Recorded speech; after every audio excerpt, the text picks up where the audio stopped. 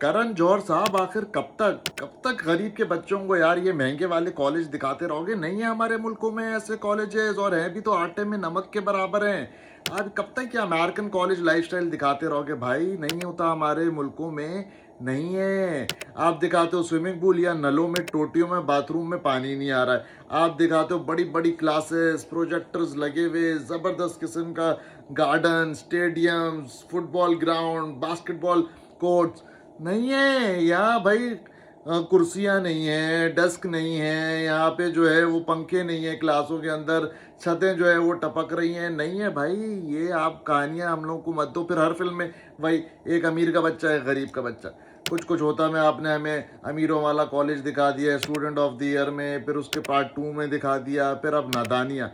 और ये खुशी कपूर, मैं आप लोगों को बता दूं, ये लड़कों का मुस्तकबिल बर्बाद करेगी, करेगी, लाजमी करेगी। आमिर खान के बेटे का बेड़ा गर्क किया, सैफ अली खान के बेटे का भी बेड़ा गर्क किया इसने।